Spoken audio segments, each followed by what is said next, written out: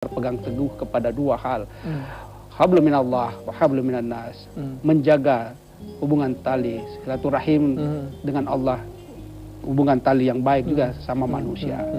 Itu baru bisa selamat. Kalau kita mau memperbaiki ibadah kita hanya ibadah mahdah saja tapi lupa kepada ibadah muamalah. Nah, itu tidak sempurna juga berarti. Berarti Allah juga menekankan sekali bahwa hablum minan nas ini cukup penting begitu ya? Sangat penting karena dia bagian dari proses kita menuju kepada alam akhirat. Betul. Sesungguhnya kehidupan dunia ini adalah jembatan menuju kepada kehidupan di akhirat.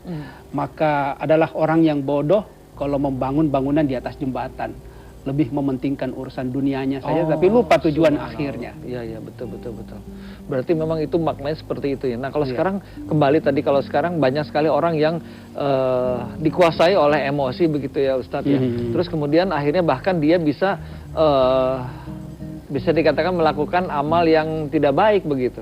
Nah, sebetulnya ada semacam latihan nggak sih Ustadz kalau kita ingin melakukan amal baik? Karena kan jangan ditunda nih. Iya. Senantiasa setiap saat kita harus amal baik, positive thinking sama orang lain begitu ya. Akhirnya yang insya Allah kalau ibarat investasi kita akan berinvestasi amal. Semakin banyak kita memberikan amal gitu ya. Prosesnya adalah proses tarbiyah. Tarbiyah. Pembelajaran. Jadi kebaikan itu kita lakukan setiap saat.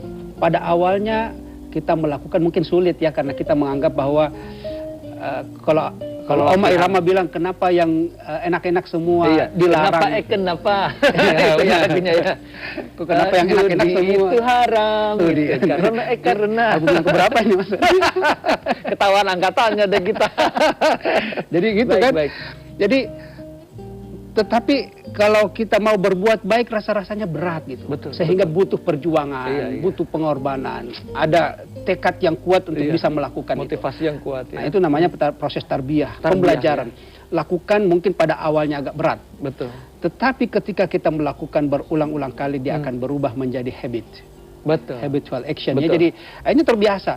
Nah, orang yang melakukan kebaikan yang sudah terbiasa, lama-lama dia merasakan sebagai needs gitu. Kalau tidak melakukan itu ada yang hilang kok. Saya tidak berbuat baik. Karena sudah terbiasa ya. Sudah terbiasa. Nah, untuk melakukan ini memang harus ada pembiasaan dan jangan menunggu gitu. Kebiasaan kita kan akan masih ada besok aja lah. Iya. Tapi siapa yang bisa menentukan bahwa kita masih diberi kesempatan oleh Allah untuk esok harinya? Betul. Selagi kita masih mampu, kenapa tidak? Iya. Kita pernah berbicara tentang taubat.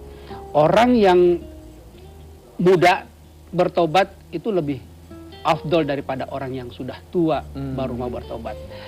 Ngomong-ngomong ini mau dengar cerita nggak? Oh boleh silakan. Saya senang sekali dengan cerita. Silakan. Tapi ini cerita juga saya petik dari saya nukil dari cerita seorang pujangga Rusia namanya Leo Tolstoy. Pernah dengar namanya? Tolstoy kan? Tahu, dia penulis ya. Penulis yang dulu pernah tulisannya dimuat di Harian Republika tahun 80-an pertengahan. Leo Tolstoy, saya tahu. Leo Tolstoy ya. Ketahuan deh angkatannya kita.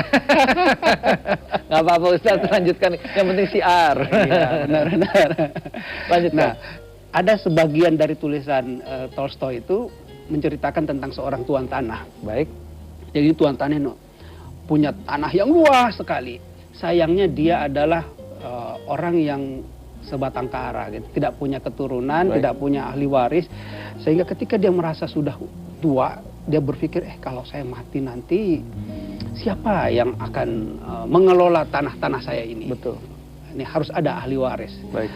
Maka dia mempertimbangkan, ini perlu pasang pengumuman gitu. Dia pasanglah pengumuman kepada yang berminat untuk mendapatkan warisan tanah ini, silahkan mendaftar. Disayembarakan gitu ya? Disayembarakan. Mudah saja persyaratannya. Anda melakukan perjalanan mulai dari pukul 6 pagi hari dan kembali lagi dari perjalanan itu pada pukul 6 petang hari di tonggak di mana Anda memulai start. Sepanjang perjalanan itu, itulah hak Anda sebagai warisan tanah dari saya kalau saya mati nanti. Baik. Begitu kurang lebih redaksi pengumumannya. Maka mendaftarlah seseorang yang berpikir, wah ini kesempatan ini dapat tanah gitu. Ketika dia mendaftar disampaikan oleh tuan tanah, karena besok ini perjalanan seharian, jangan lupa bawa bekal gitu. Bekalnya masing-masing karena di perjalanan juga tidak ada yang menyediakan, bawa sendiri gitu. Pulanglah dia Begitu sampai di rumah, segera memasak makanan untuk bekal besok. Malamnya nggak bisa tidur, kepikir terus, wah besok dapat nervous tanah, gitu ya, tanah. Iya, excited, senang gitu ya, dapat tanah, jadi nggak bisa tidur, terpikir terus, sehingga masih jauh sebelum jam 6 dia sudah standby membawa bekalnya yang sudah dimasak sejak kemarin sore.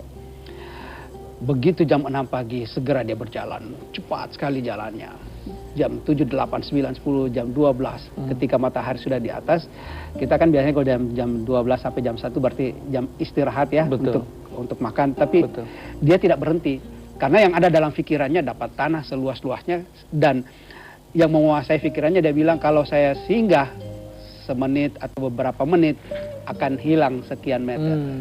Artinya nafsunya lebih menguasai dia. Betul, dia perhitungan sekali ya. Perhitungan sekali gitu. Ya, baik. Akhirnya dia tidak berhenti. Tetap bekal itu dibawa sampai sekitar jam 4 baru dia ingat, aduh saya harus kembali lagi. Maka pulang dia